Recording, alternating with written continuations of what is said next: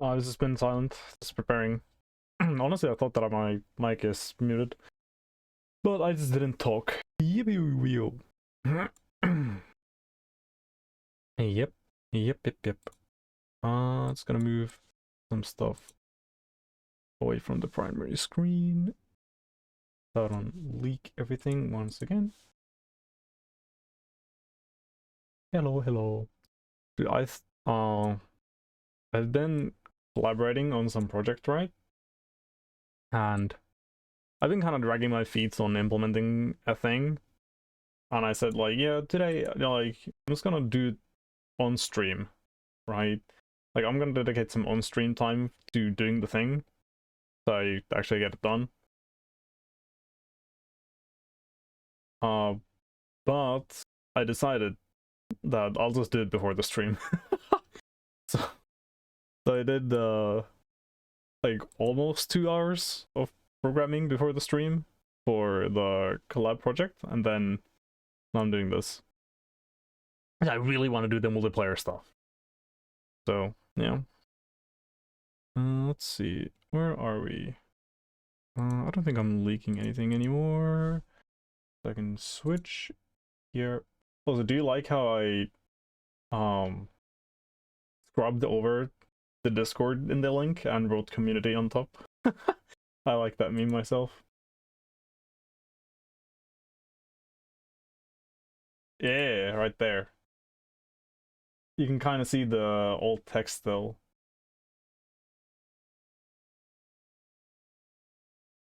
There are some mentions of Discord on my website still. I should go over them all and like remove shit. Also, I finally made a page for the dungeon game.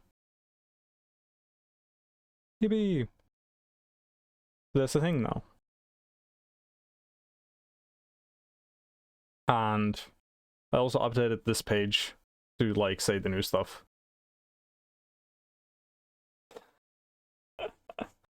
Yeah, no, but the thing is I didn't want to make I didn't want to do this, right? I did not want to make like neuropathy.com/stream/matrix. So I'm like, okay, what if for some reason it turns out that Matrix is not a good platform, right? And we switch to something else.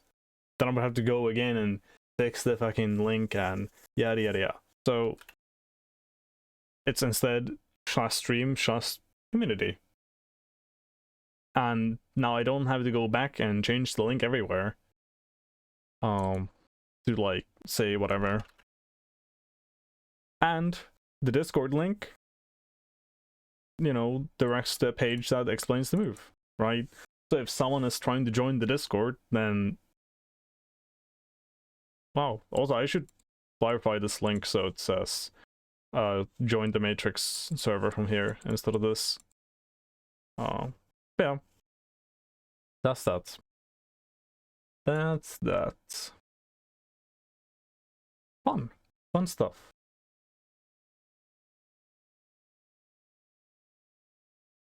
But I really like this is why I love having like my own website and redirecting from there. It's like, you know, someone could be like, oh, why don't you just put the direct Discord link in your fucking like stream archive shits and whatever.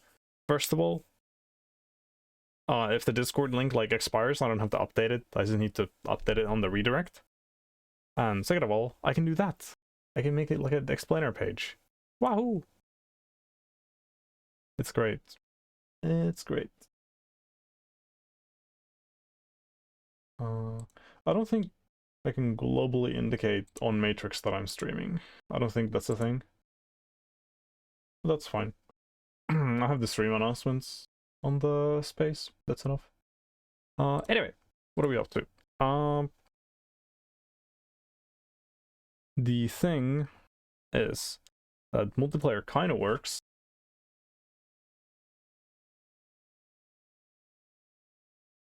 Let's see this. If we run, then we can connect to the local thingy thing.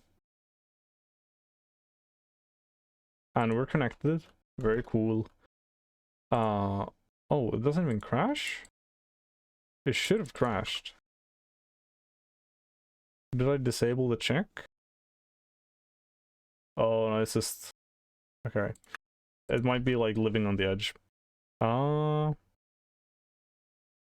this is the other project that I was contributing to.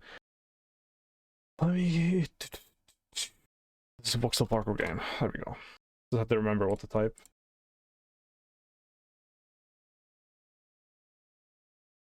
Yes. Lapida is the project. It's a pretty cool one, I would say. Oh,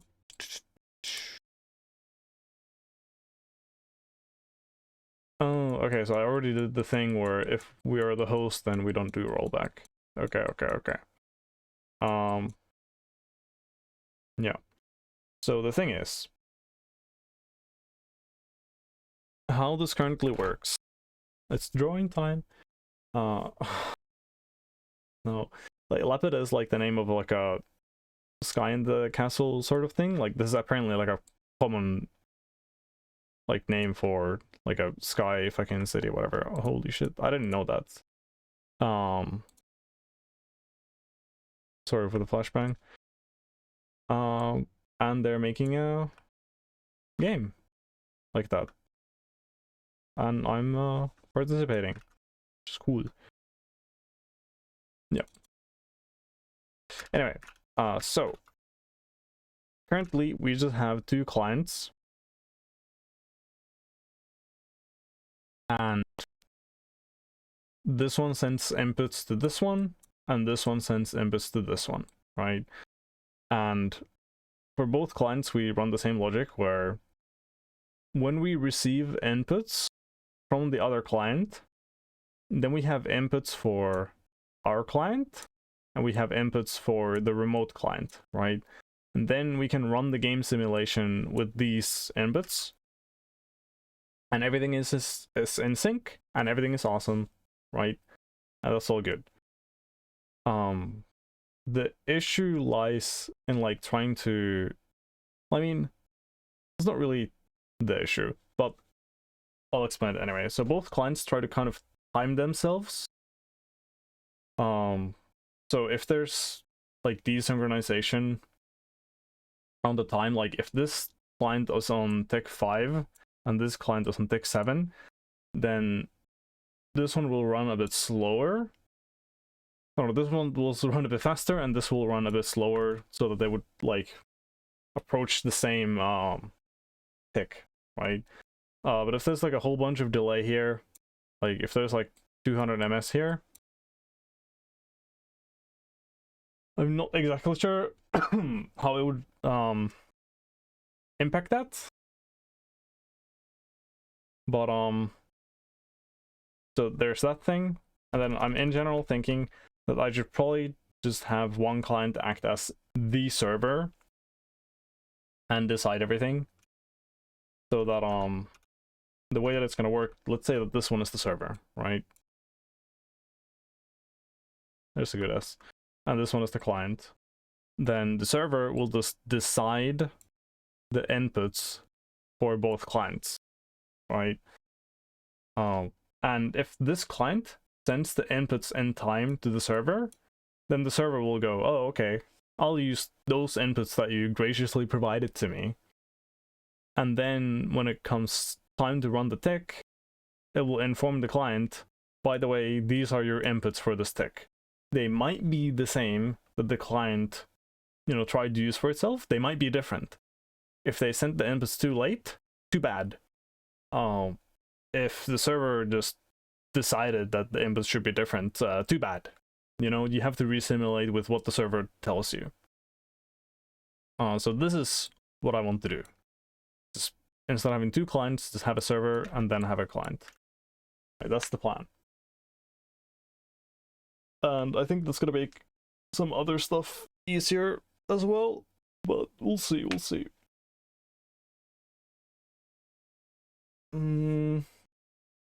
Let's see. Raft. I don't know. I personally, big fan of the client server model. You know, it makes a lot of things simple.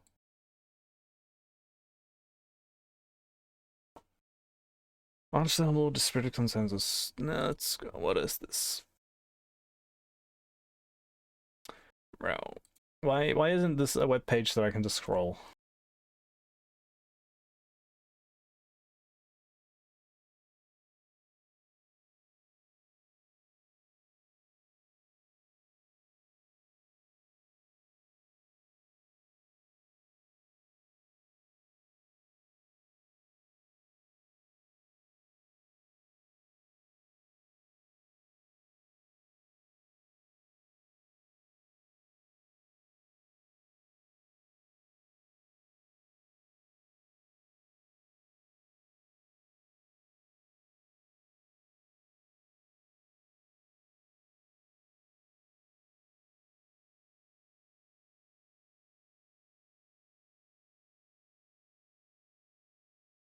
Damn, politics in my netcode. Let's go.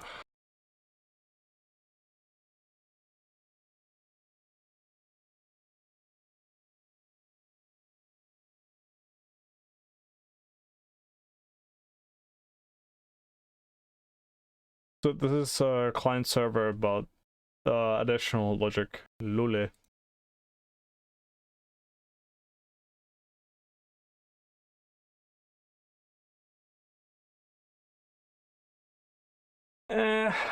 We will not be waiting for the nodes. Oh shit. Yeah, no.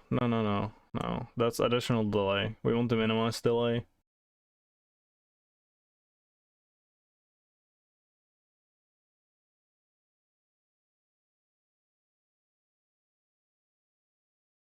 Nope. Like those round trip things where the server sends the thing to the client and then the client responds. That's like minimum 2x ping. Right? Like how I want it to work is that the client sends the inputs to the server just in time to be processed. Right?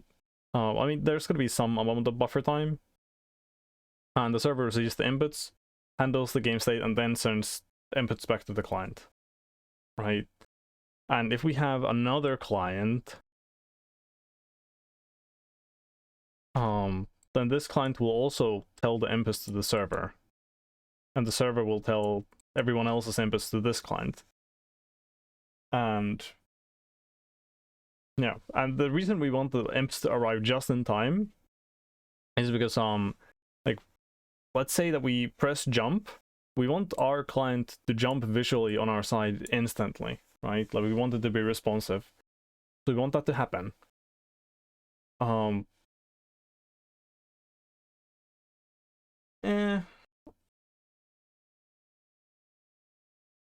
Well, here's another thing. That's additional logic. No, thank you. No, thank you. No, thank you. You just say, oh, just do it. Lol. No, we first need to actually do this thing. Like if I do that, that's gonna be later, and that's if I do that. And for this, all the clients need to know each other and yada yada yada. This yeah, yep. The answer is maybe later.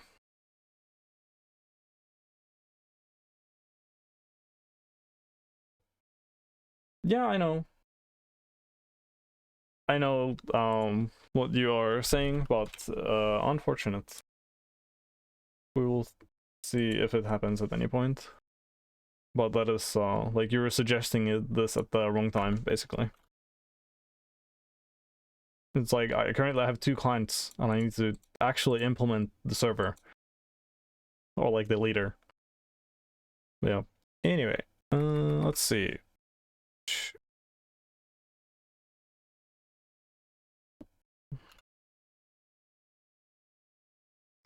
I actually want to do this as a trait. I might. It might be time to start moving this into a separate source file, but we'll we'll go with this for now. So I'm gonna have a trait, which is gonna be network state. And what do we have on this trait? For now, do I have this written anywhere?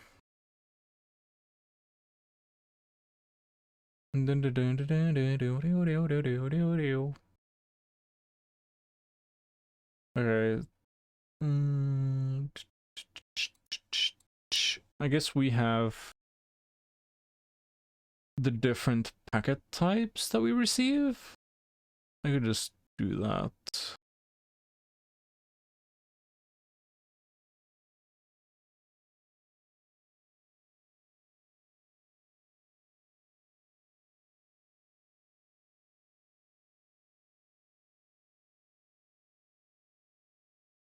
It's gonna be back, and we have work data. We need mutable self. Sheesh. That, and then we are going to need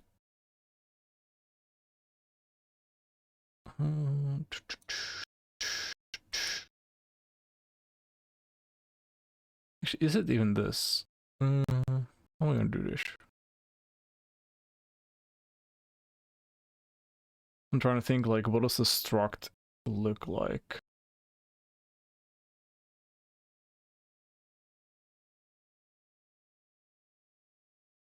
It honestly might become an empty struct that I call methods on, which sounds a bit strange, but we'll see, we'll see.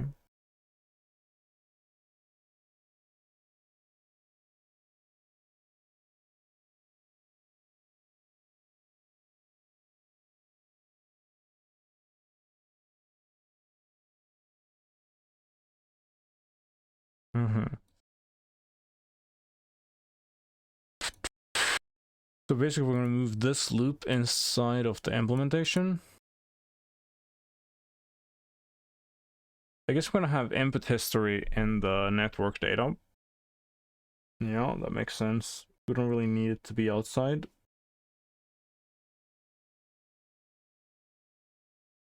I guess transient game state can have the network data in it.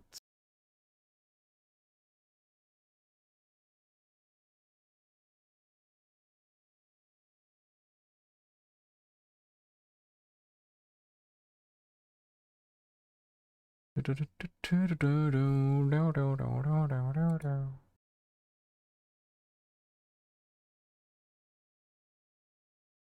then we're gonna need to send shit as well. So I guess what we're doing here is that we're receiving packets. Then we also need to register the inputs, the local inputs.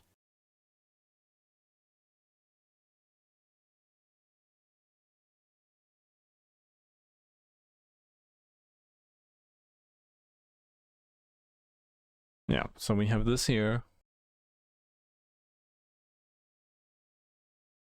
Input history. I guess we also need to tell the network state about this.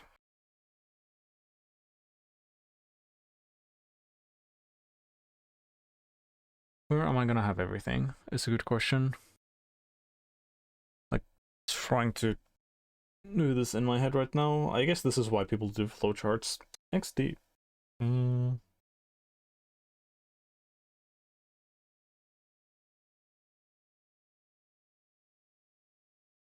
think input history can just go in the network state.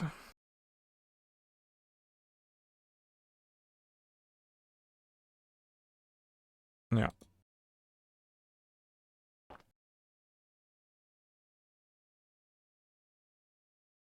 I guess this could return packets to reply with, honestly.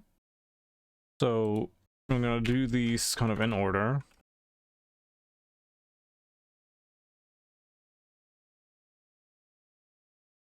What do we do?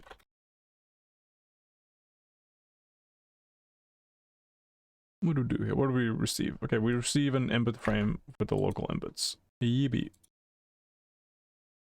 We have that, and then we register local inputs, and then we receive network data, and then we send network data. But this is just going to be us responding afterwards.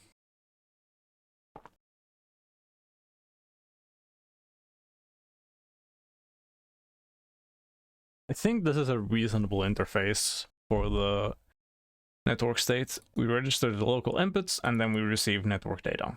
And we don't really need to know about anything else. We don't need to know about the state of the world. We don't need to know what like entities are doing. We don't care. We simply just make sure that everyone agrees on the inputs, and that's it. That is the only function of the network state.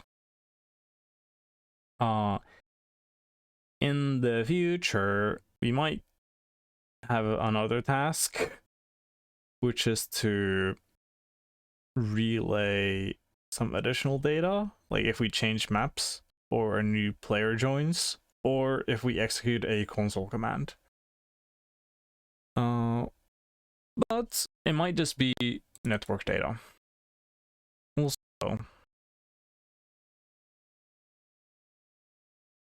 it shouldn't error out anywhere. Yep.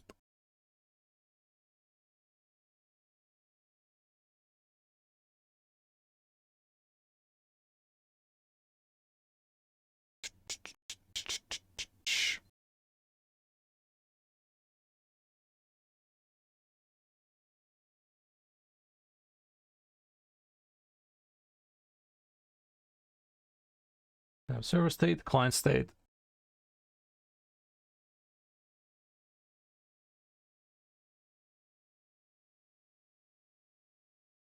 I'll try to do this as an enum.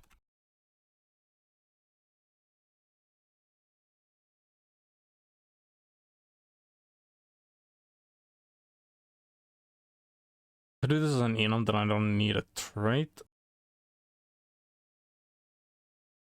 Enum is kind of stinky though for this.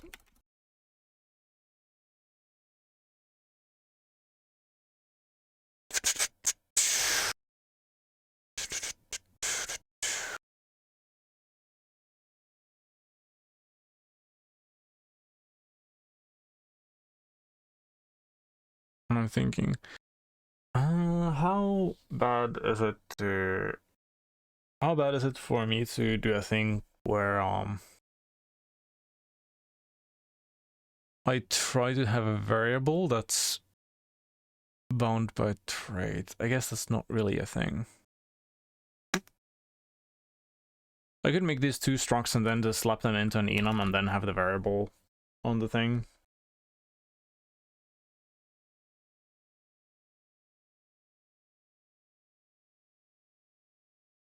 I can do this.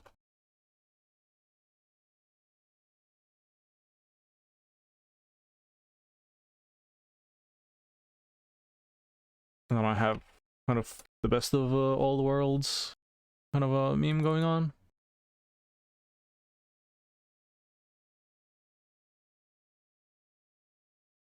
I guess for this I don't need a trait anymore. I can just do this, and then I can say mpool network state, but now I need to match this. Fine. Yeah, this is coming together. It's going to complain about those two functions now, which is fine. It's going to say to do.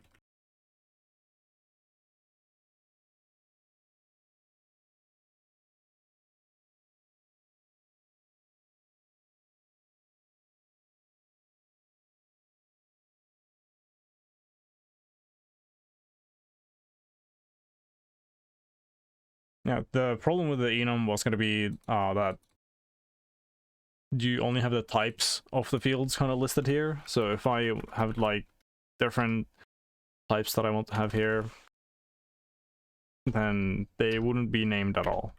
Right? It would just be type, but I can just do this. Or I have the fucking instruction here.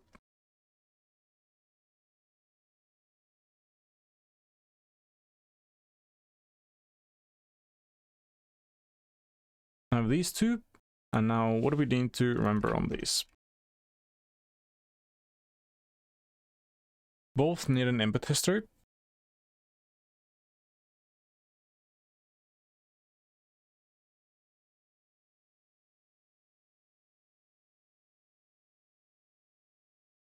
Do they need it in the same way?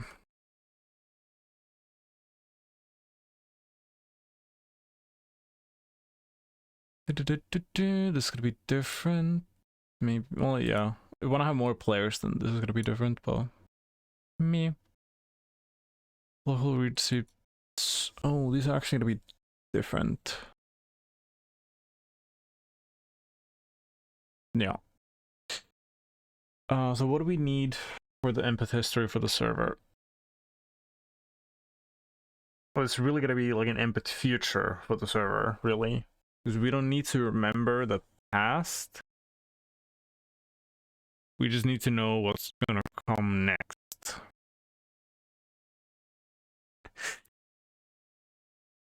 The temptation to make a new struct with the name input future is great.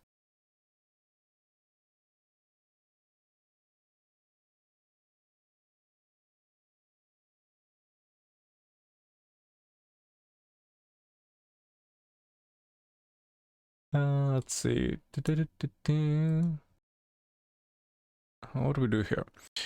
I guess we just roll and do the most obvious thing. Lol, input future. So true. We only need the inputs for remote clients. But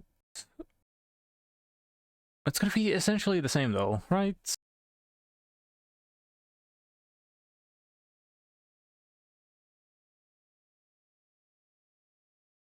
I guess this function is gonna be different. Yeah, no, fuck it, let's make it separate.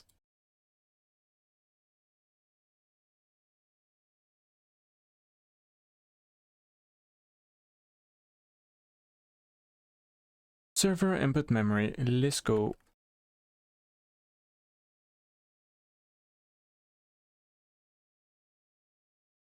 Yeah, what do we actually need to know here? So we have the server input memory.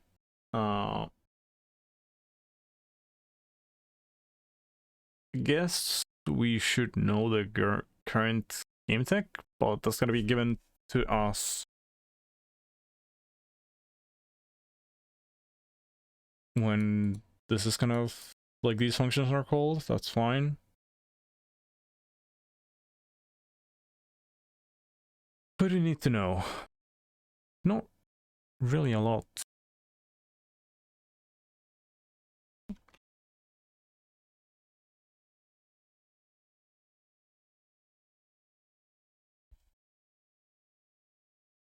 We don't even need a separate thing for the local inputs.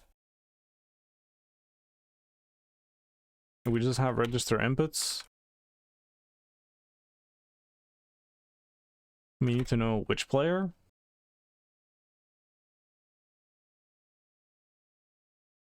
Oh lol. I guess I can do it this way. Or we just give the vec directly.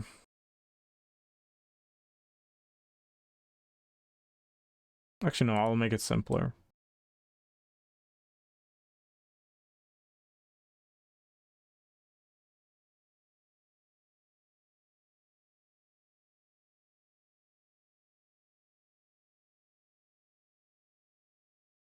My player ID, inputs, and then tick. That's fine.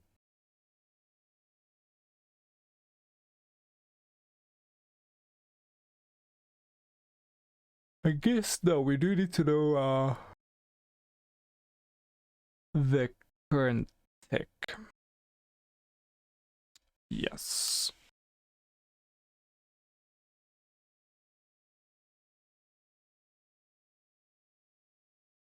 Mm-hmm.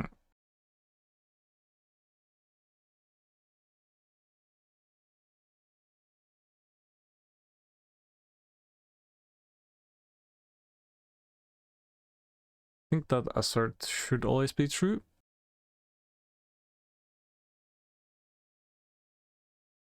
That we have current game tick minus tick, and then we say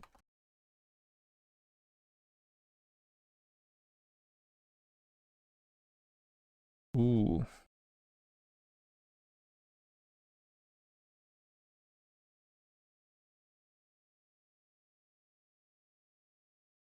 Mm-hmm. So this index might not exist here. Or then we have received inputs already for this player, for this tick. Yeah. So I need to keep track for the player which inputs we have received if we don't want them to be able to override those inputs later. Beep beep beep beep beep beep beep beep beep. So I can't just do a simple vec DQ. Ay.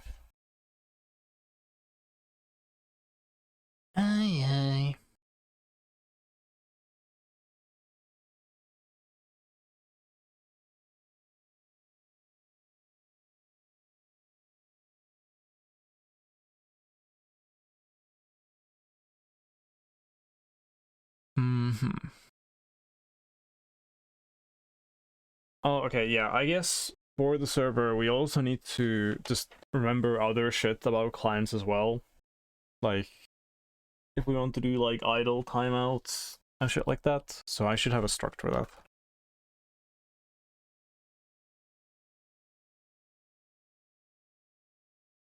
Yeah. Yeah, this is what I needed. Oh. Hmm.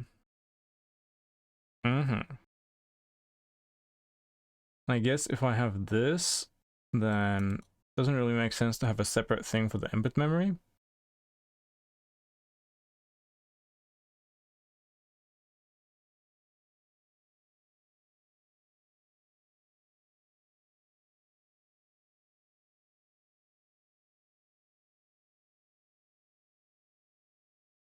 Like, I don't have this.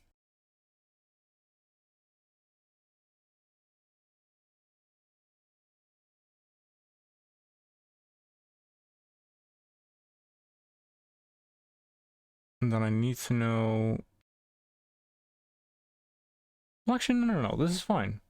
If we know for the length, like how far into the future we are.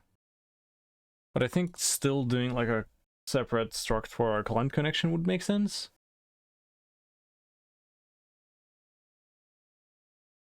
But I don't need it yet.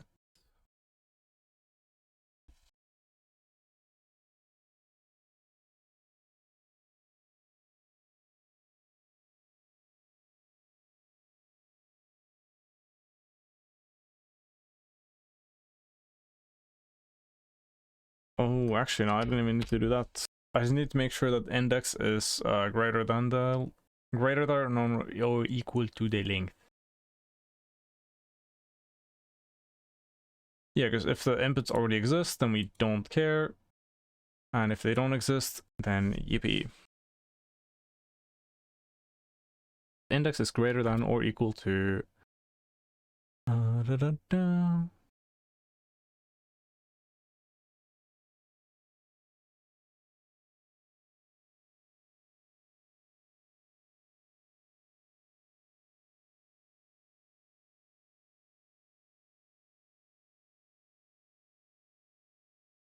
It's Len and the Rustland.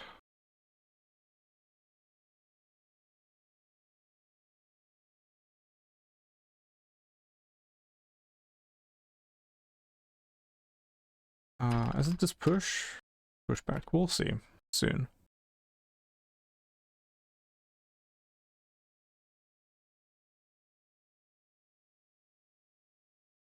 Yep, need to say self here.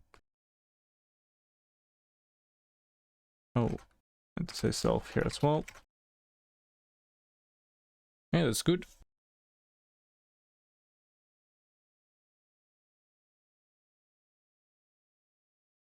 Yes. Let me see if I can think at all. So if we're simulating tech 500, we have player inputs for tech 500.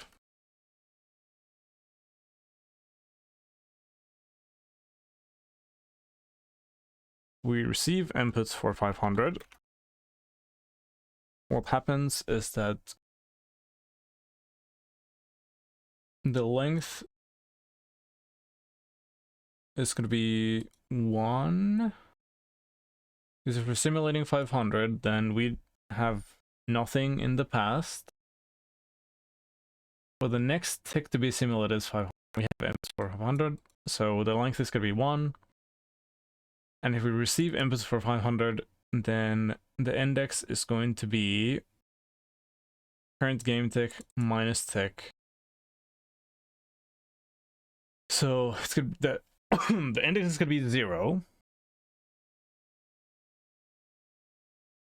The length is 1. The index is smaller. Okay. If we try to send inputs for 501, then this index is going to be 1. This needs to be the other way around, actually.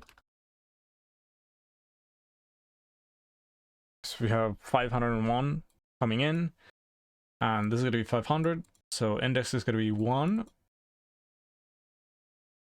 And index is the same as the length, so then we push back. That makes sense.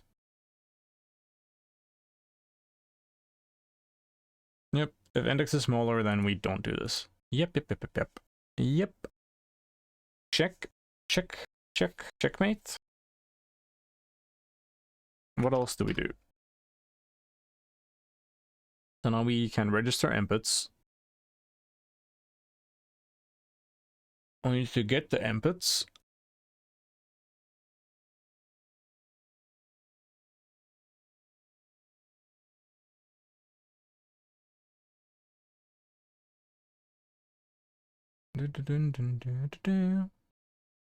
Yeah. This thing here, but really, we want to get the inputs for all the players at once, kind of? No? Question mark?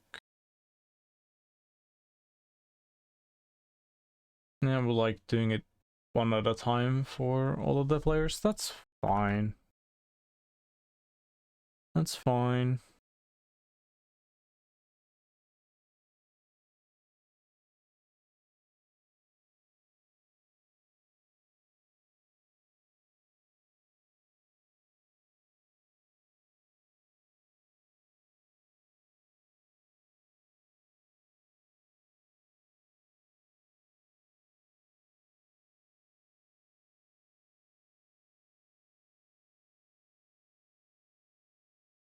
Kind of want to just give a vec for everything, but it's not actually necessarily how it's gonna work.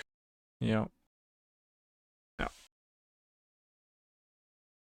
Ooh, and for the server, we know that we're always gonna get the inputs for the current tick.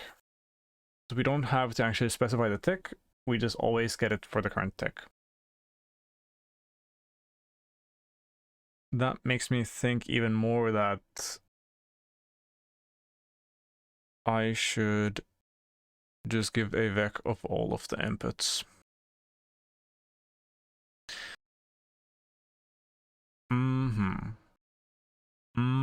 Because what I can do is I can call this like get inputs, rename the function to something else, and also make it like step forward, so that when we get the inputs, we also discard the old ones immediately. Oh, but we can't do that actually. We do need to remember the history. Fuck. Because what if a client doesn't know? then we need to resend.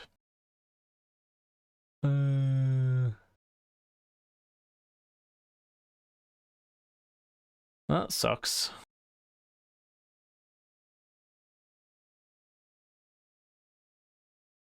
Yeah, we need a client connection.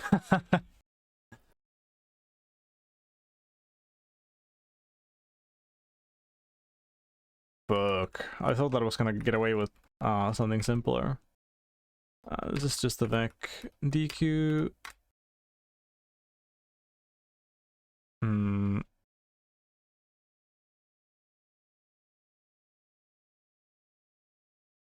We need to know what tech the client has simulated and confirmed. It's like, yeah, I've received the stuff from you. It's all good. What else do we need to know? I mean, since I'm doing this, I guess we need a socket address.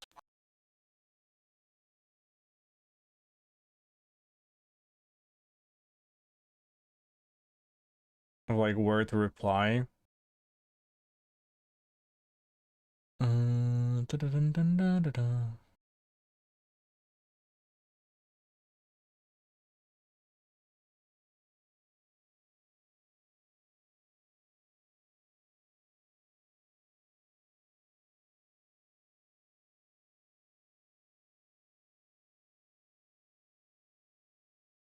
Source address.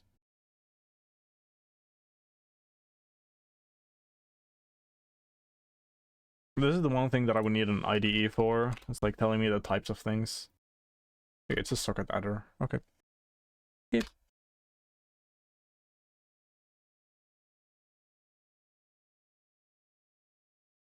Where was I? I was here.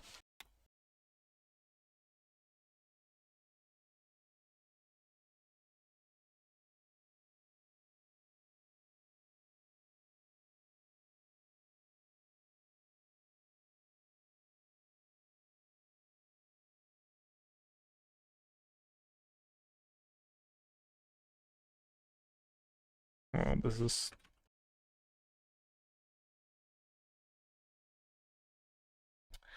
Alright. So we have a struct for the client connection. Also, not gonna lie, this shit is like so dry. This is not the exciting part, right? But I know that doing this will lead me to the end result that I desire.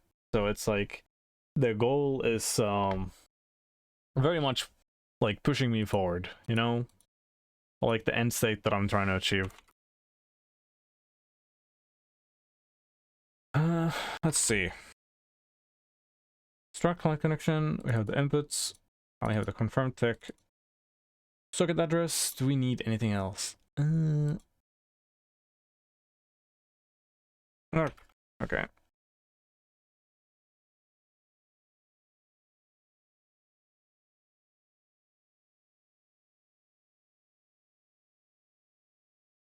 There you go. So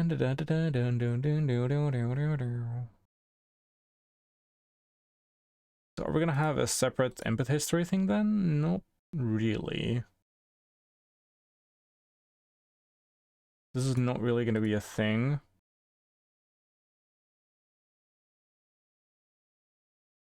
So for the server struct, we're gonna have a collection of client connections. And for the client, we just need to know, remember the fucking inputs. Well, actually, does the client even need to remember the inputs? What does the client actually need to know to survive? Is the question now. What can we get away with? So let me make an image that is not... Okay, the background color is black, so this should be correct. There we go. So we need to have the confirmed game state. Let's see, just for short. The confirmed game state, then we have the predicted game state. That S was a crime. Anyway. Confirmed game state, predicted game state. Then we need... We don't need to remember the inputs in the past, really. Because the server is going to tell us, Oh, these are the inputs, by the way. So receive the inputs from the server, so we can go from the, we can tick forward the confirmed game state. We don't need to remember them at all. And we need to remember our own inputs until a point. Okay, so we need input buffer.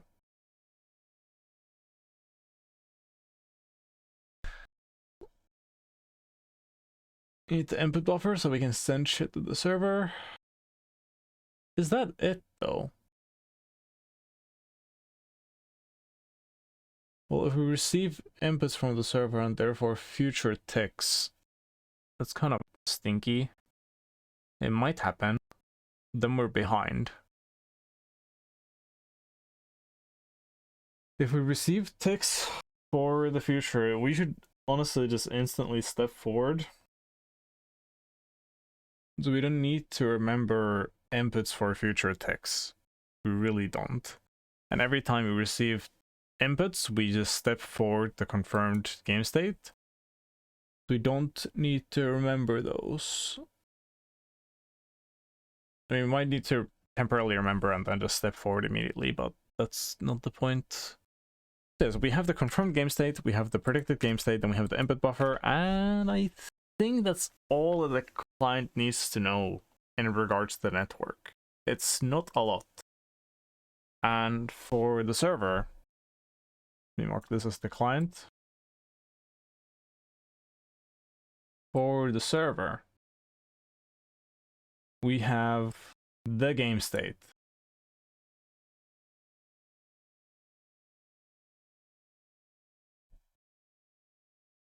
Yeah, because I don't think we need to step forward at all. Ever. Because the client that is acting as a server can just feed its inputs in real time to the game state and have this zero latency. That's awesome. But we need to remember for each player, for each client connection, CC, client connection, let's go. For each client connection, we need to know when, like, what is the tick that they have acknowledged? So confirmed tick index.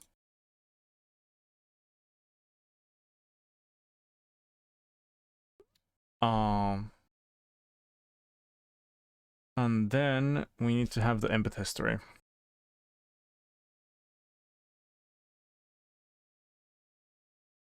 And then we kind of shuffle this based on the confirmed tick indices that we have from each client.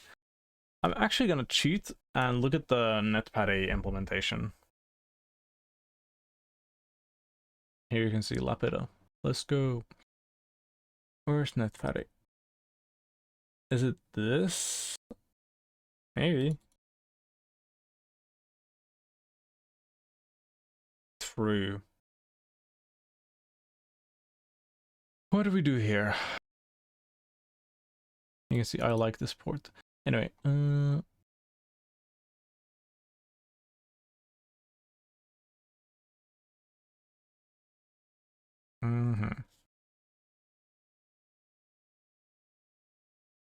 There we have the ID here as well. True.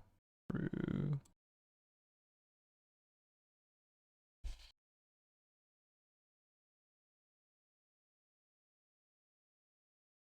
Think I need that.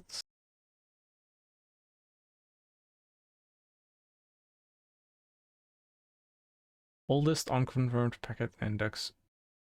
Okay, so I'm doing it that way here.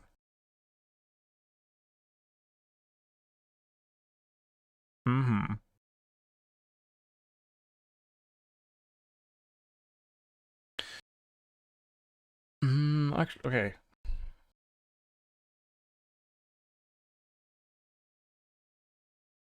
Yes. Okay.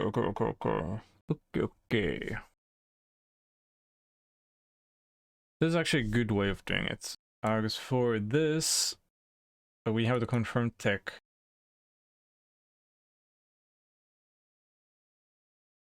This is going to be the oldest unconfirmed packet index is going to be confirmed tick +1, really.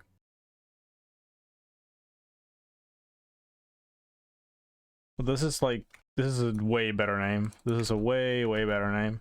That is A tier name. This is confirmed tick? What does that fucking mean? But this means that the client has not told us that it knows about this tick. That's awesome. Tick index of the latest input tick we received. Do I need that? I mean, holy shit, I've been cooking in the past.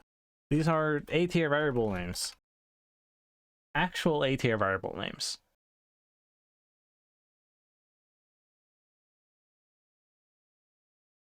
I don't need to say anything. That is just very, very clear. Anyway.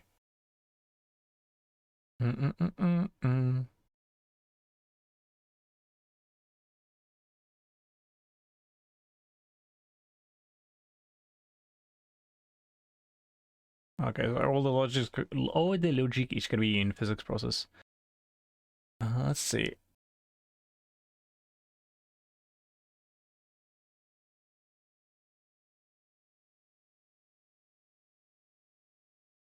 Greater than +1.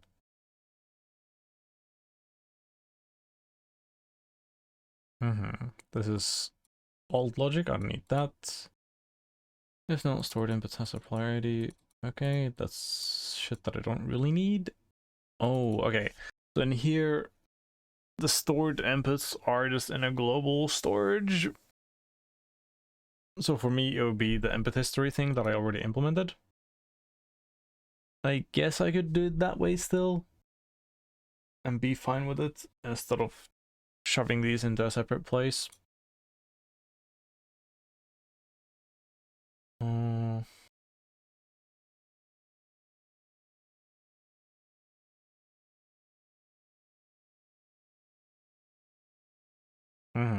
Yeah. Yep. I think I'm indeed gonna do it like that.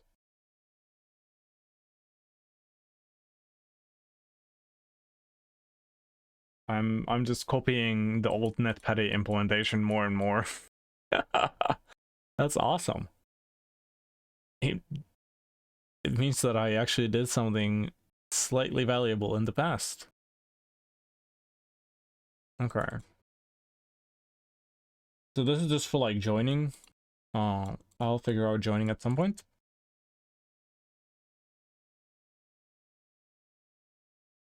Yeah. This part is already handled.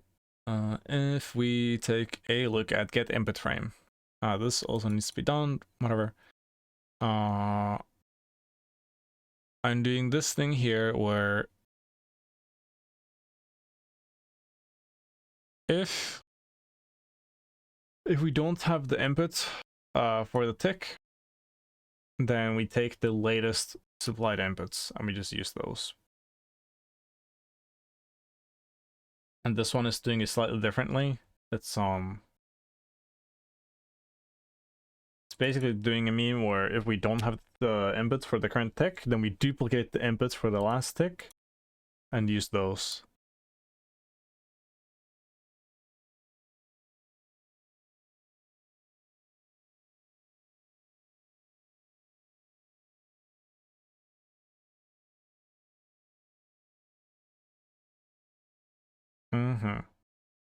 And this is the same for the server and the client, I think.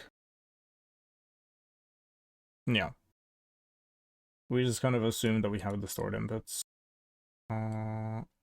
Yippee. Compresses, yada yada yada.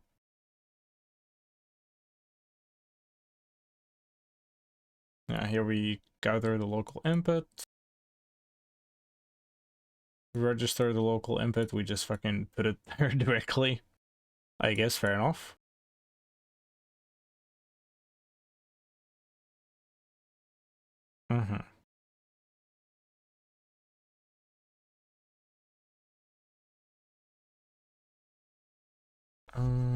Stored inputs.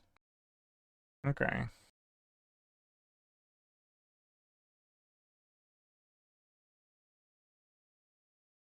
current tick? Oh, that's a bit strange.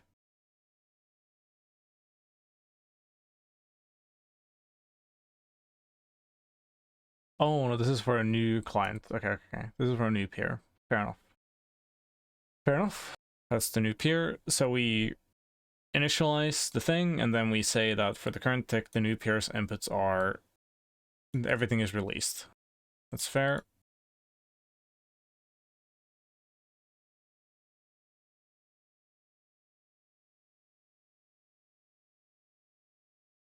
And then for all the connected peers, we see if we have packets.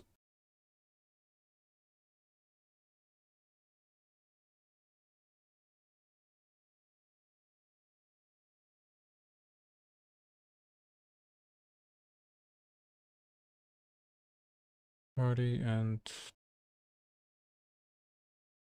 bruh.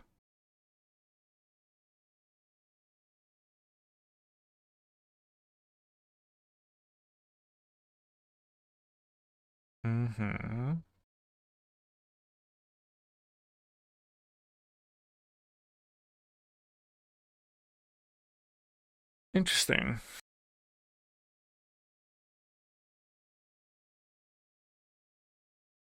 I love that I commented this. Dude, I've seriously done some good stuff here. Anyway, yeah. Yep, yep, yep. Okay, okay, okay.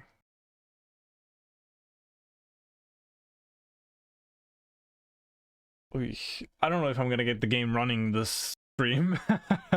Unless I like go work on a different task, because this is gonna take a bit, I think. Let's see.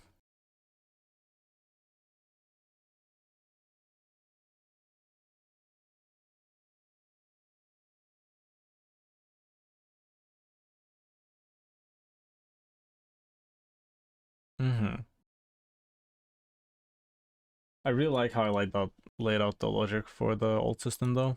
That's good, that's good. Okay, yeah,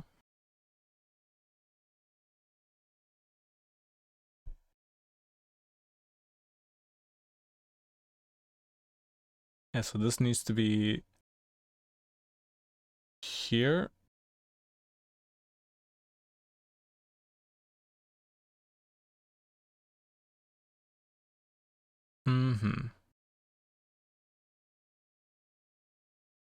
Do we even need to remember anything?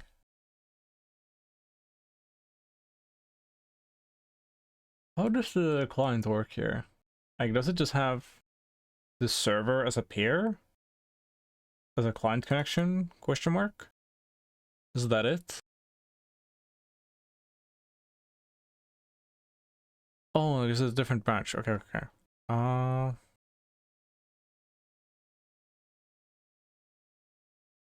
Okay. If we're a client, what do we do? Then we just have one packet pair. We just get the available packets. Because it works, yeah, it works slightly differently. We just do that. Let's do it. Scuffed. I think it's fine.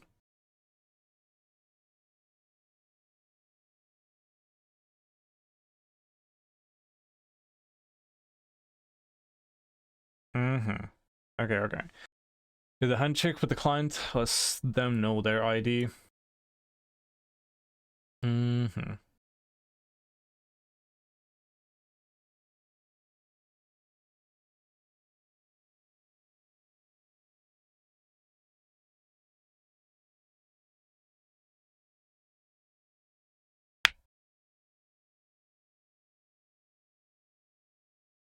Current tech. That's interesting. Oh yeah, no, this is just like for playing catch up, I guess.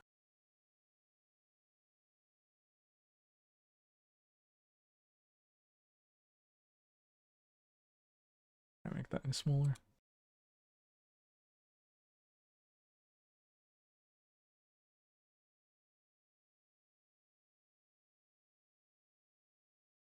Oof. Okay. get going.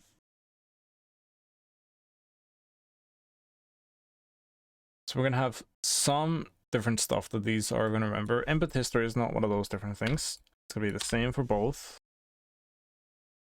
Pretty sure about that. Let me try to think about that. So we have the inputs. These are vec DQs.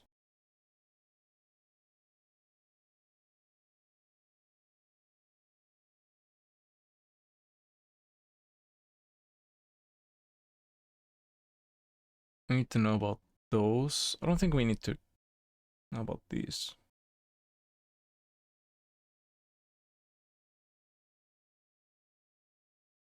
Mm-hmm.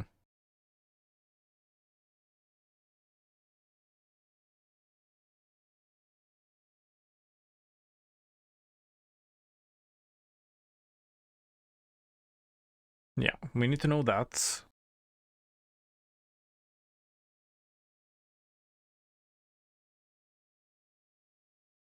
These are going to be stored in the server state or the network state, so we don't need those in the input history, but we need this here so we know what the vec DQ indices actually are in terms of ticks. That's fine.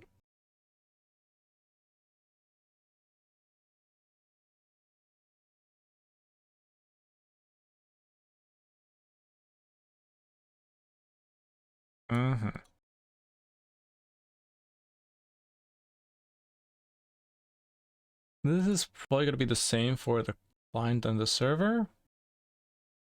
We just put our shit into the input history. I think the only different thing is going to be receiving network data and how we respond to that, and that would make sense. It would make sense.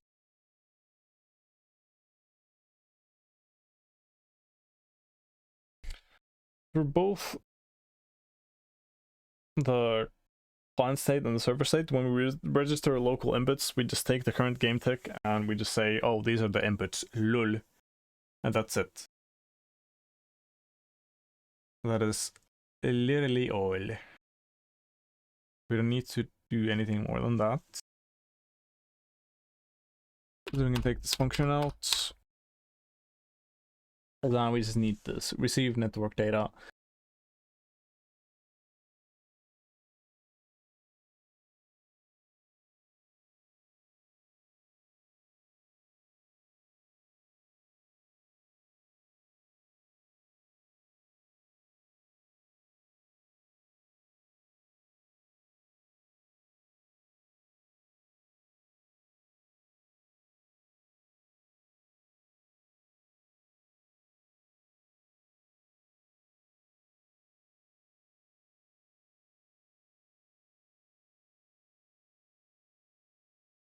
Oh, typo.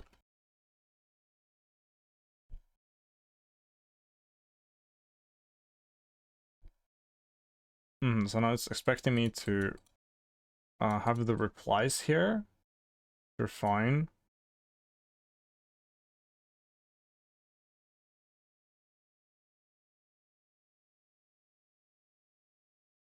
Yeah, we don't have those. This is not a thing.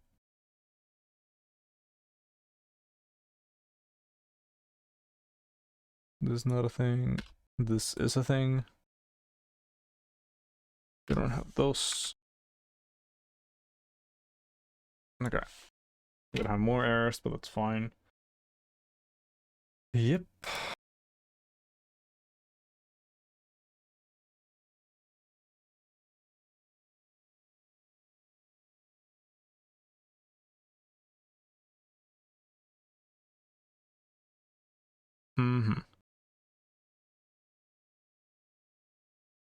We'll look at those functions later. And if I'm going to do that, then I might as well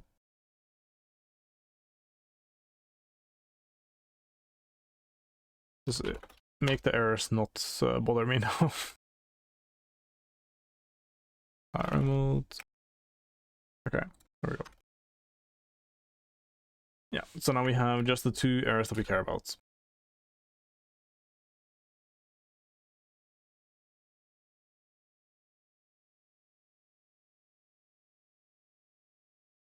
Okay.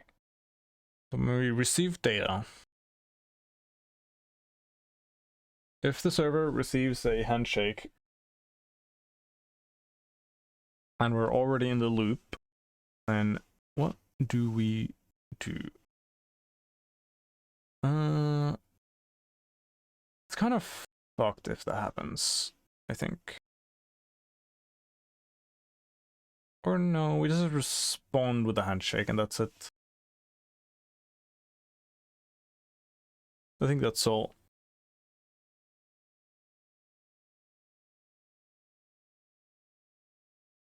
It's kind of the same for both. If we receive a handshake, then we just respond with a handshake.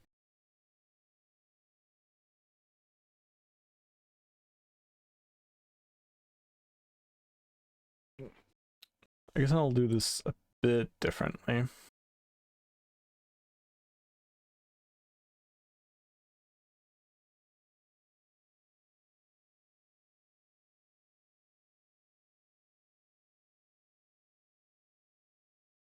For some, we want to have the same behavior, and I don't feel like writing the same code twice.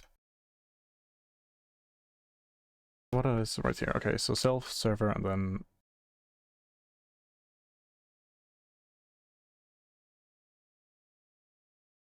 I'll have this commented out, just for reference.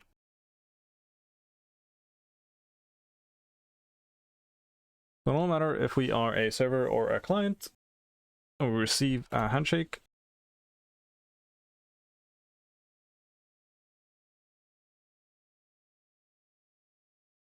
We receive a handshake, and then what do? We simply, trimply...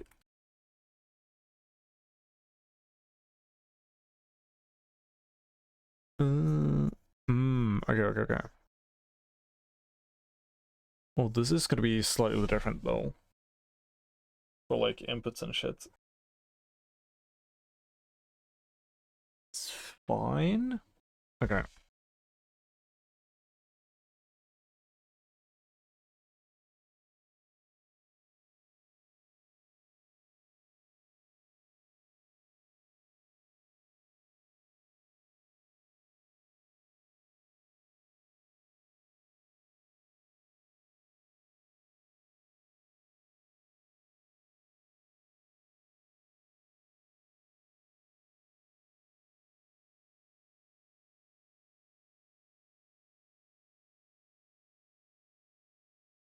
Put some music for myself in the background. Oh. Actually, no, the music is way too distracting. I can't do that. If send handshake, then we do. We need the outgoing packets.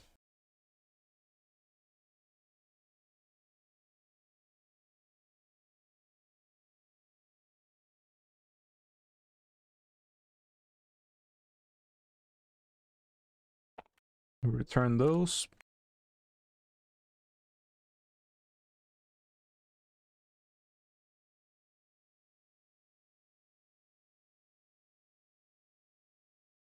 Oh yeah, we just say this.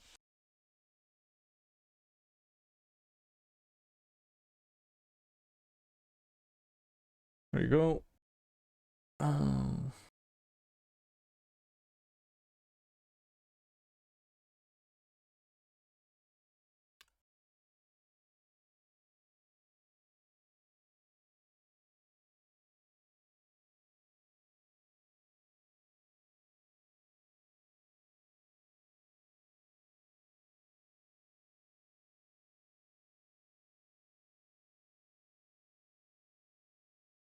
Okay.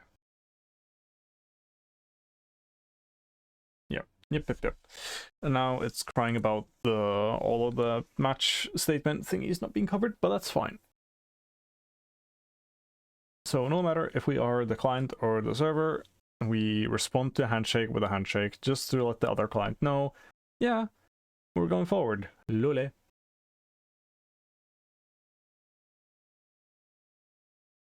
That's fine. Let's say we are the server.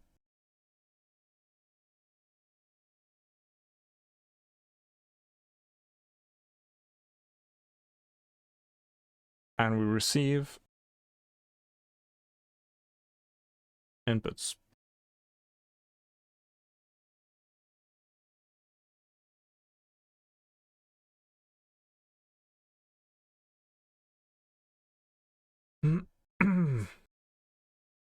Ooh. We might not even need a read receipt thing. So I don't think Netpad here does a read receipt thing.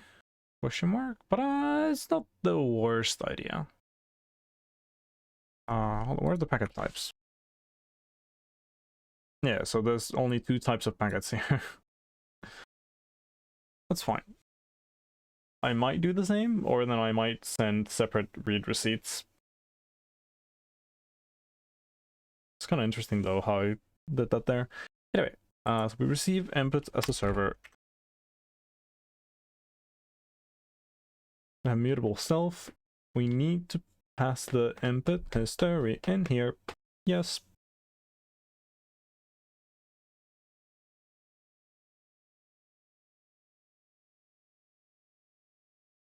Unless we want to store the inputs in these, but there's no reason to do that, I don't think.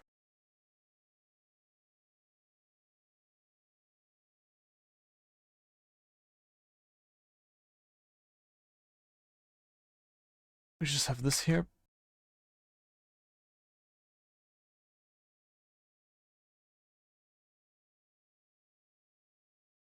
Network data inputs. This is going to be... Oh. It's going to complain to me if it's wrong.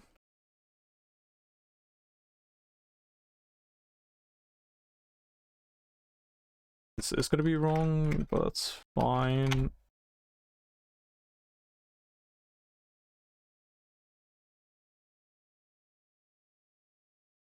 Oh, it is expecting a vec. So I just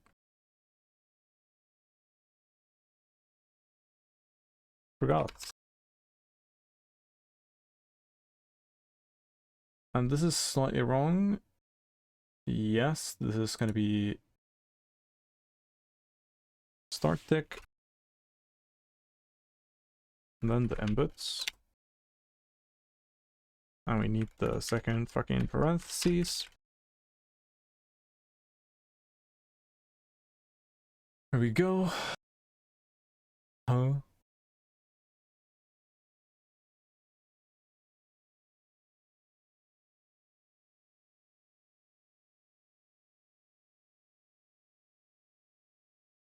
Okay, I was just complaining about that.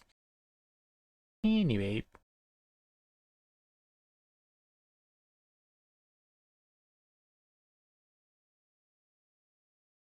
So we have this.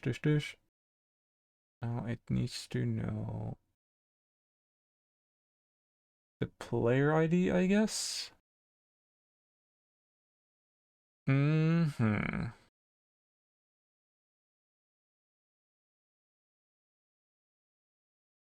I guess I could make it so that the player ID is just included in the like function call. So we receive data for one client at a time, kind of. But right now we know that the only other client is ID1. I can still do it here.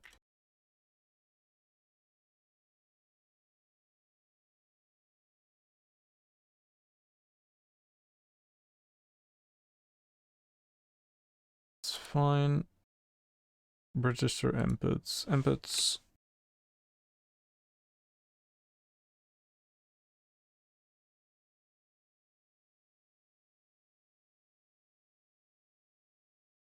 Starts like index. Okay, yeah. I guess we're doing it like this. That's a bit stinky though.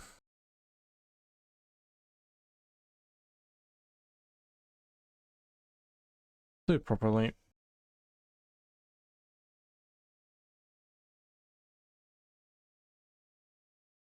It's a bit annoying. Well, whatever, it's gonna be broken in terms of behavior, but it doesn't give me shit ton of errors. Just give me a few errors, that's fine.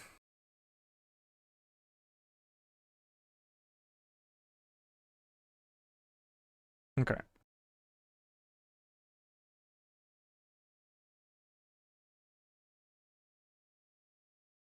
So we need the player ID is gonna be the last thing. Client ID and the player ID are gonna be the same. And then start tick index. And we have the here, start tick. Yippee.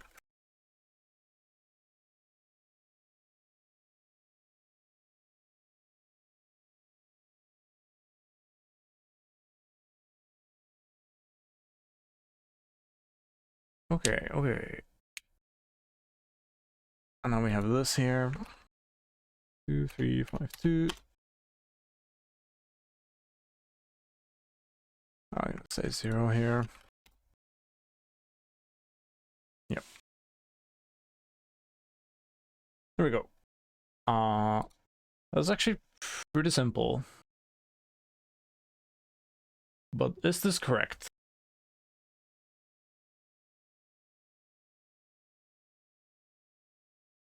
Is the question.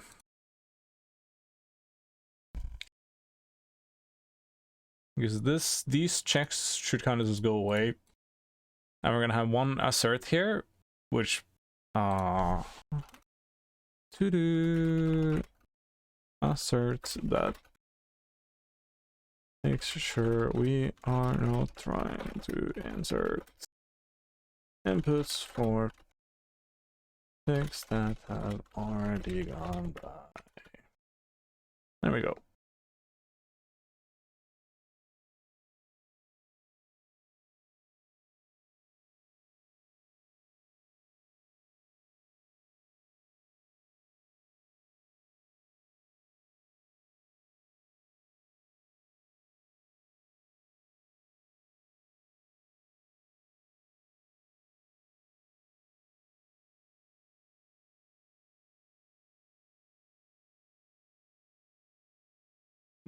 And I guess for this, I kind of want the register inputs to behave or to work for one input at a time instead of a vec of inputs, so I can do this properly. There's that. And what else after that?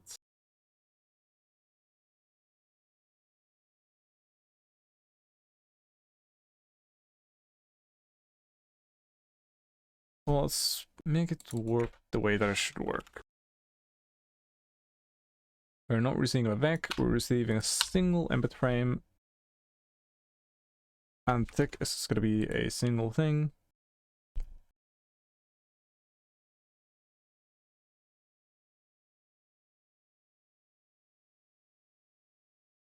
Ooh. Yeah. Let's do this here. So I guess all of the logic is going to be somewhere else. We don't even know what the tick is.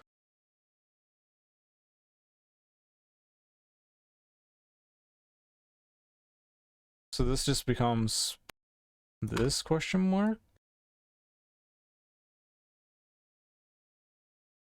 Is this really everything that we're doing for this?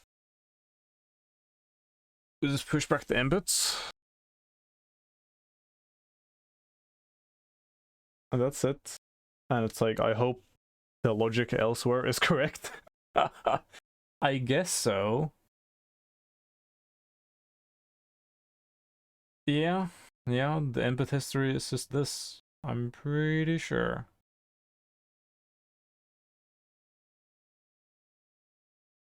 Pretty sure it's just this. Okay, how many errors do we have now? Oh, fucking gazillion.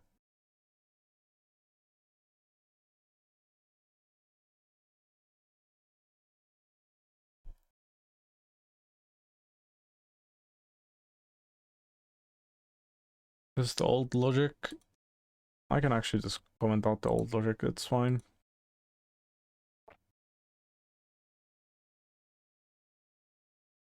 There you go.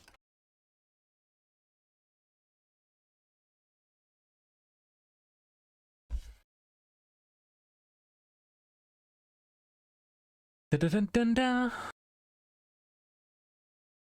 Okay.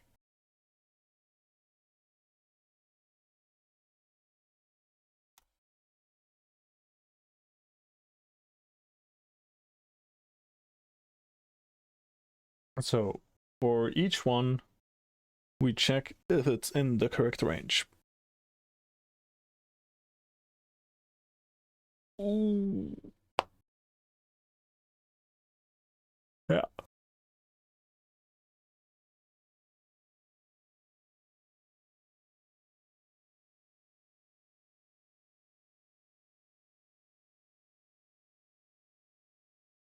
Mm-hmm.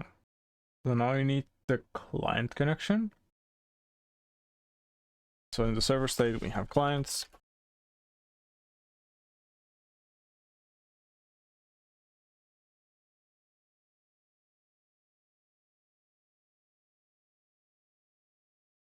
Yep.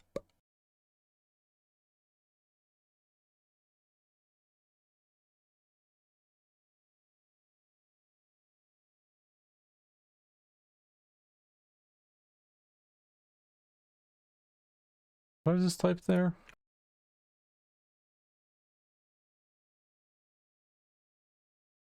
Clients. Okay.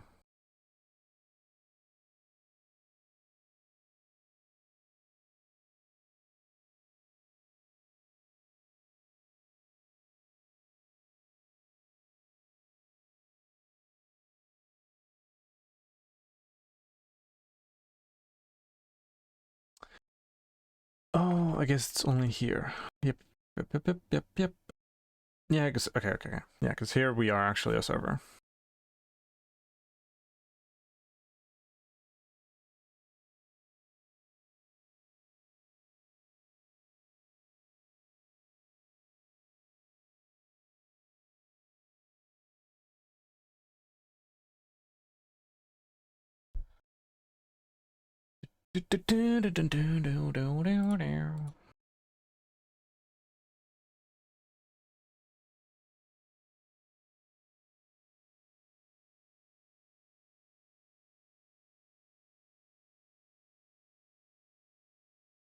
We are gonna move this to where we actually need it.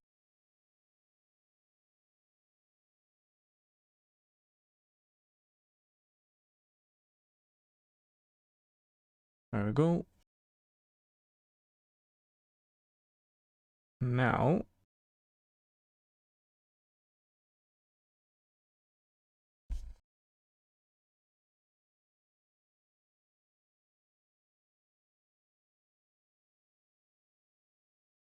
oh, actually, no.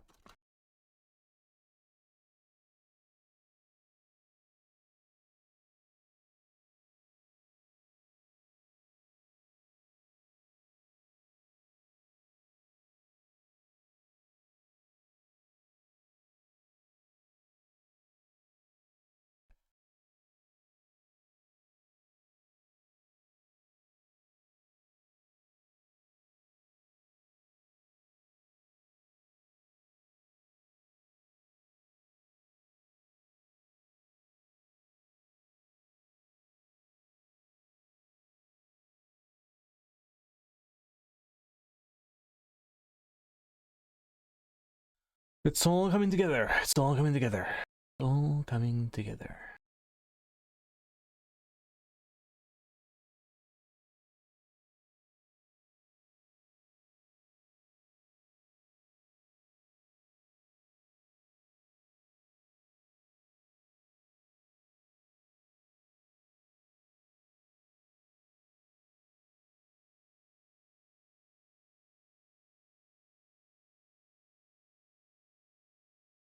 Mm-hmm.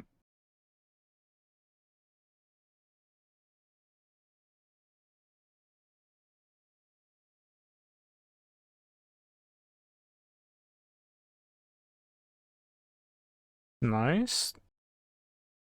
I can also store these as U64s, which is nicer. I like that. Okay. Holy shit, is that logic actually sound?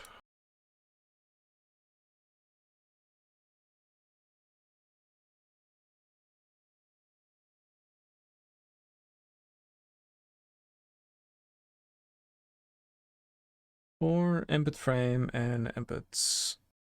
So we receive inputs. We say this. We get the client connection. What if the current error tick is the same? Then we don't want to do anything. It needs to be greater than the tick index of the latest input tick we received from this client.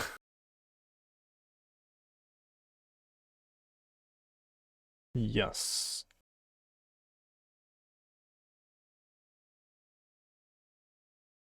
Yep. And then after this, we actually need to say one more thing. We need to make this mutable.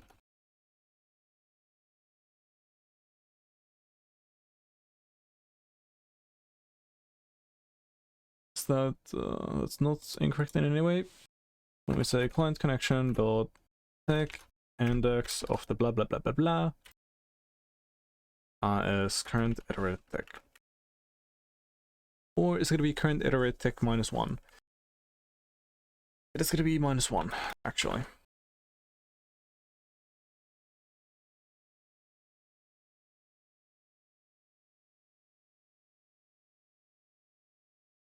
Yes. Yep.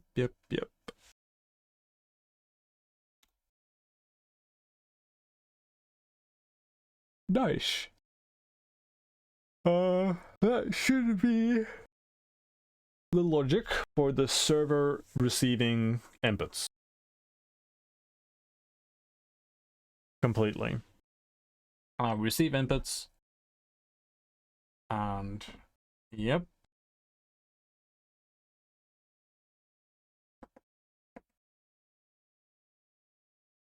I guess the other thing is keeping track of what the client knows.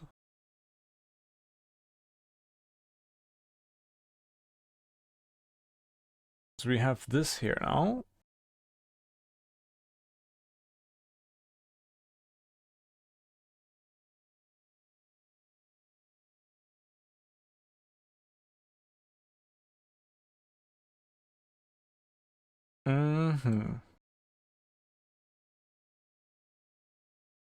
Yes.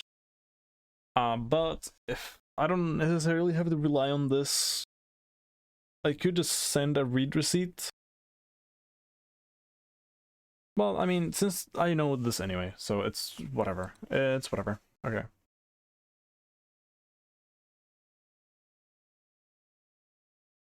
I'll just infer the information. That's fine.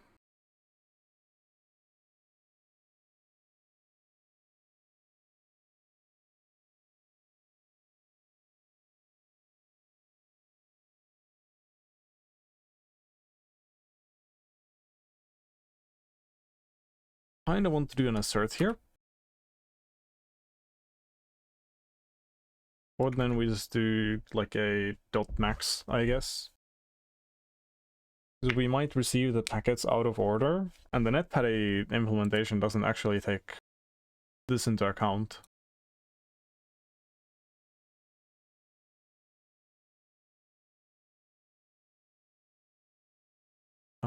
Yeah, we want the newest possible value.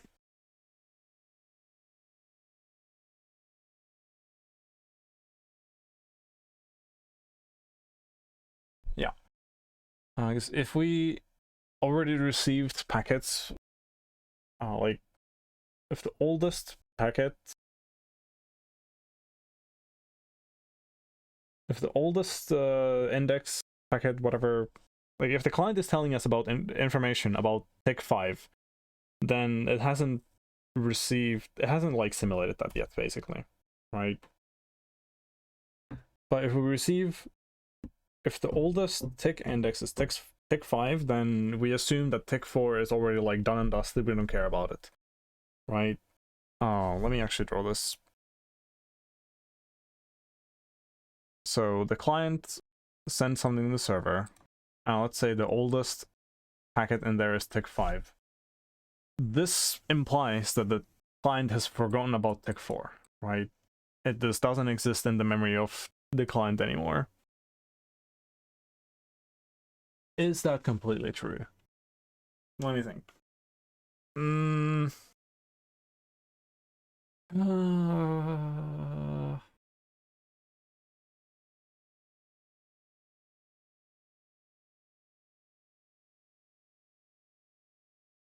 So yeah, the only case where the client forgets about stuff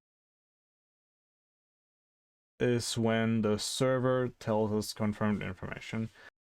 There is like a optimization that I could do here. The client kind of sends too much data. Now that I think about it, like we have all of the information. So this is like tick 1, tick 2, tick 3, yada yada yada. We're aiming to send our inputs so they arrive just in time on the server. But we're sending like our whole history, which is not necessary. So if this tick is the latest one that we've received information of, and this tick is the one that we're simulating, and we're aiming to do it so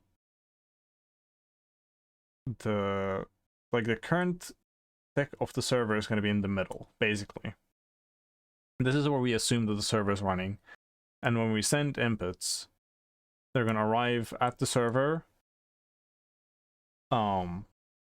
before this tick is run, and it runs it in the correct time, and then the server responds to us, yada yada. TLDR, we could be sending half as many inputs to the server. We could optimize the fuck out of this, basically. But I'll keep it simple for now. I'll just need to write a comment about this optimization.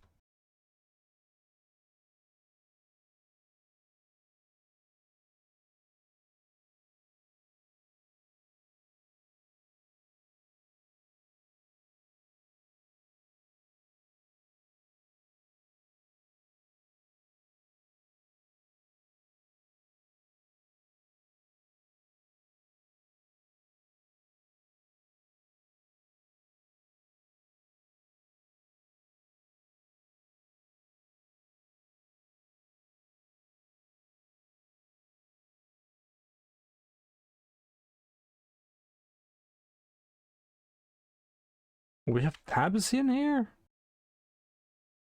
Okay, interesting. Oh yeah, because I copy pasted. Interesting that the sure. Oh, this line still has tabs.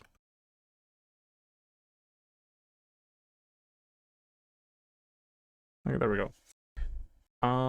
Yeah, let's do like mixed tabs and spaces in the file. Let's go. Anyway, how do I explain this properly to myself?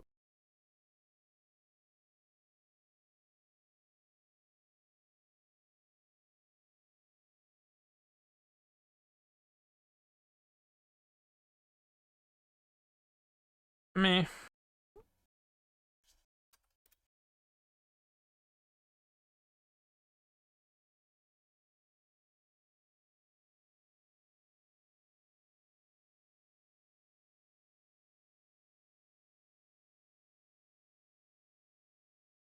So true.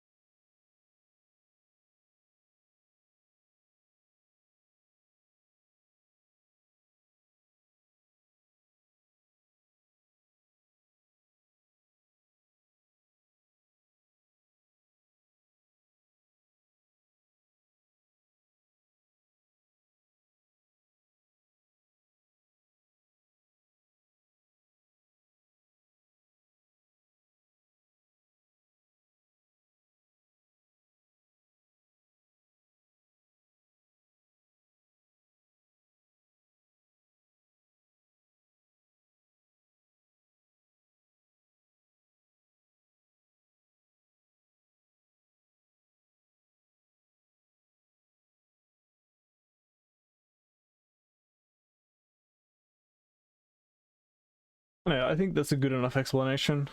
Yeah, for now I'll keep it simple.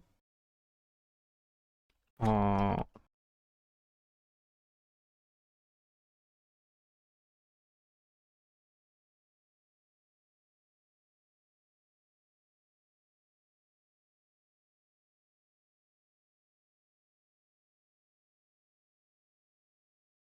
there we go. Yeah, for now we'll just send twice as many inputs that we need to. That's fine.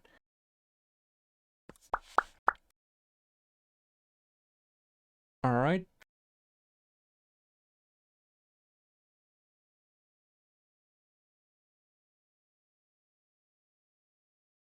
This is the client side.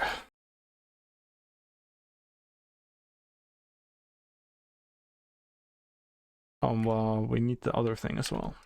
Rude.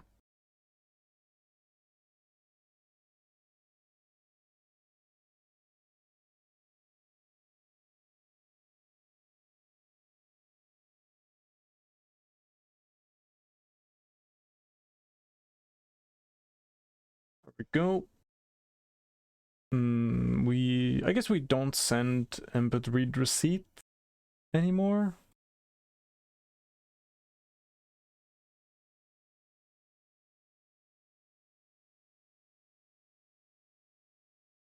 I'll comment this out. How many errors do we get?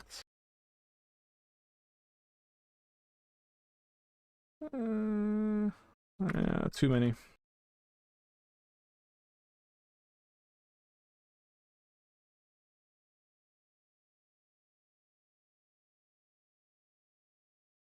We'll just ignore them for now.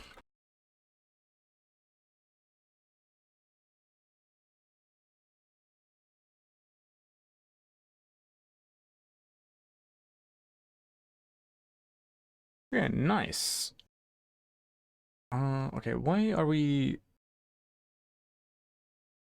trying to copy or whatever? 2149, what are we doing here? Yeah, we want to match here, like this. You can't, but it's mutable. What the fuck? Why not? Why not? Why not?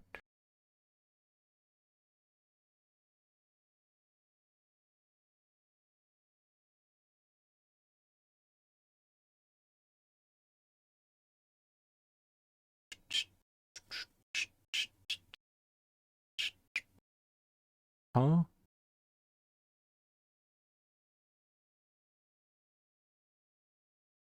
I feel like something is wrong. Okay. So if I do moots, what was the error here?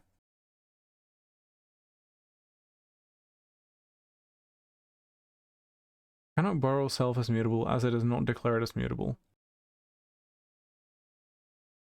Huh?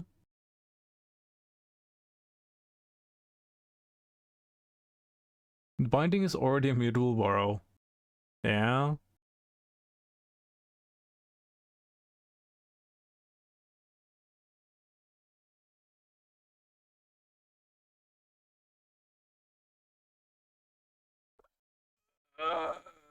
Okay. I feel like I'm in a catch-22 with the borrow checker.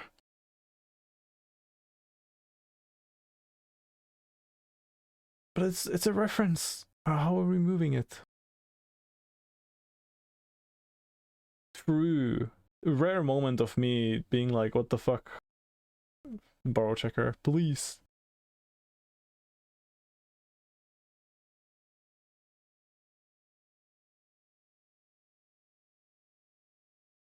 If I fucking right clone then, what then? Yeah, yeah. Okay, we...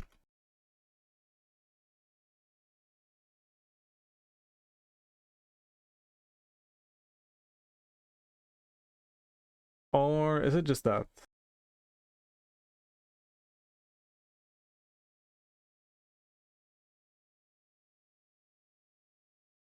And now it's happy.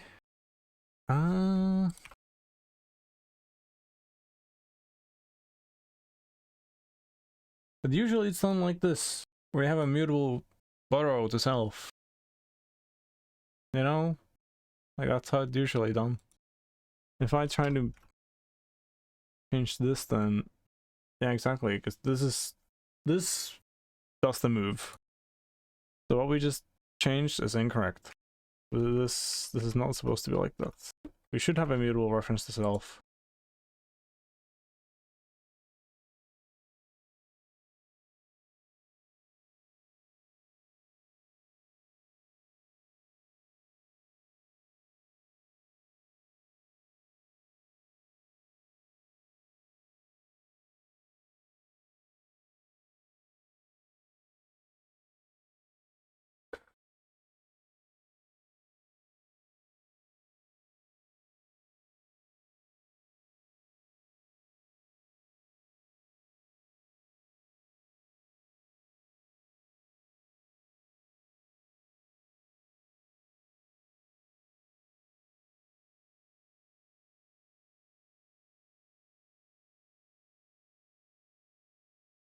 What did it say about this? No, okay. I shrimply want to match self. Please, can you not be like this? It's not declared as mutable. What the fuck do you mean? Okay, what if I... this... yeah. I'm just fucking around now.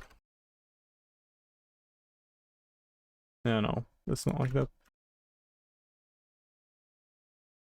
Me when I try to match self.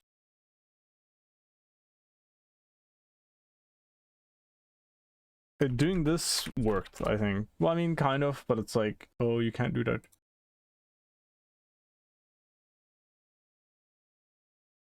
Surely there's some idiomatic way to write this.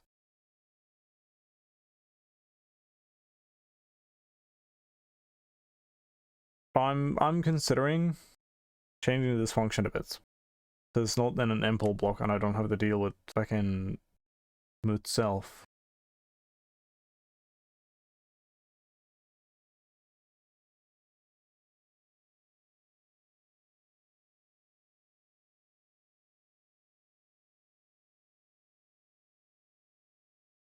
Let me think about this. Is like such a fucking fake problem. I hate this. Well, anyway, let's solve it. So we have self. It says that it's moving the fucking reference. Move occurs because self has...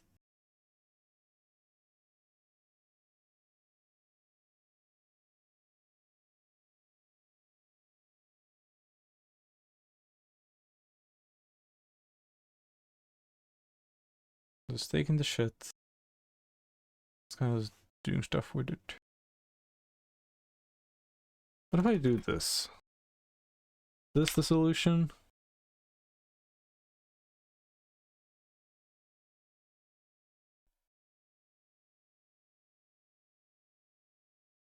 If I declare everything like this? I know. And yet...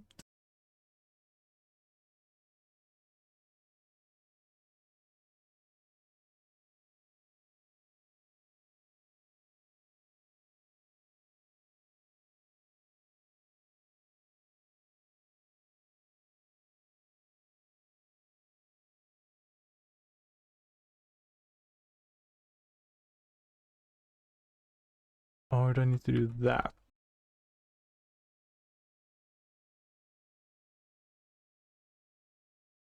Oh, I have a bad... I remember ref myth being bad.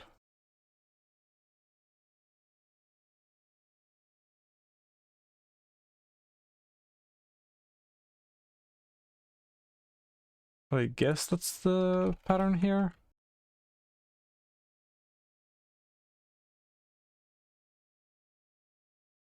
It's still wrong. Still wrong.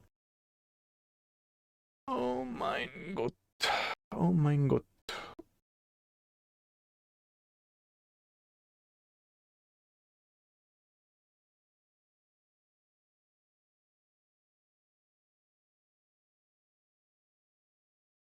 Am I really gonna refactor this entire fucking thing just to make the borrow checker happy? No way, dude. No way. No way, no way, no way.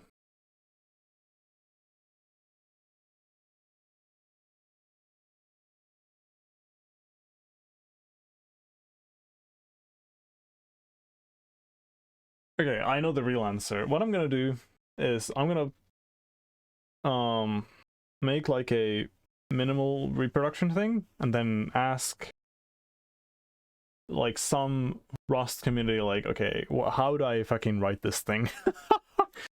I have no idea.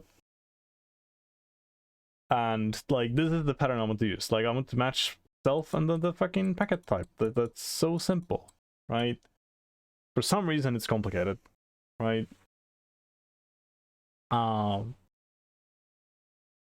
You know, gotta deal with the particularities of Rust. That's fine. But next time I'm gonna like this should be sound, and then we have the client receive the inputs, we do stuff when we receive inputs, and that's almost it. Well, after we receive inputs, yeah, it's been a while. Not a lot done, but you know, it do be like that sometimes. Anyway, client receive inputs, we take forward the confirmed game state with that.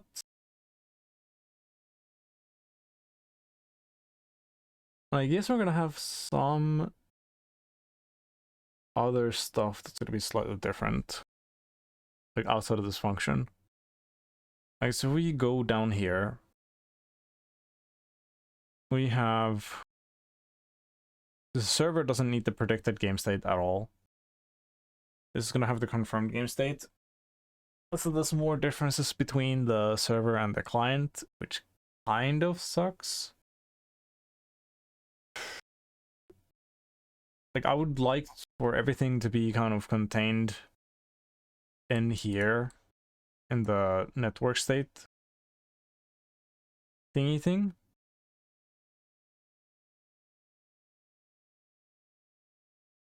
And everything's neat. But I don't think that's gonna be the case.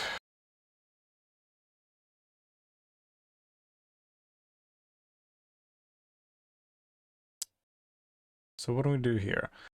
I'm gonna say network state. Now we're gonna say network state to receive packets, whatever.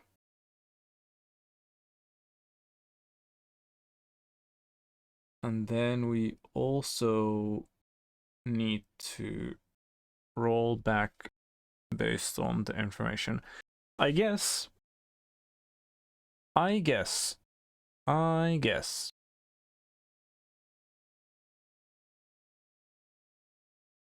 Instead of just responding, instead of this function just returning the packets that we want to reply with, it could respond with some more stuff, I guess.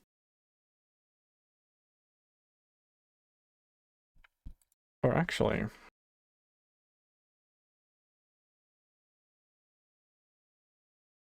the client state can remember the stuff that's required for the rollback.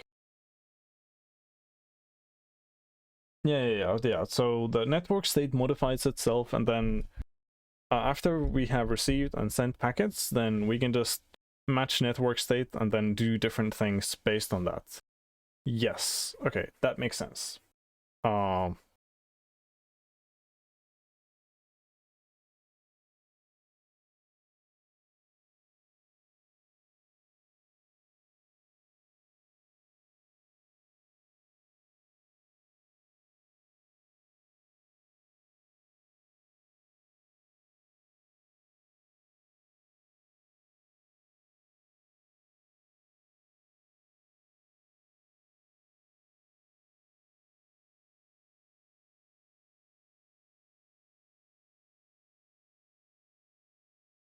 Yep. I can't wait to have all of this ready and then know how everything works and then see the vision for how it actually should be coded and be tempted to rewrite everything. That's fine. Do we have anything to commit?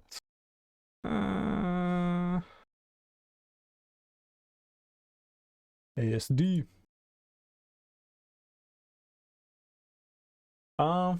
Yeah, that's kind of that. Oi, oi, oi. So who would have thought that the multiplayer stuff takes a while?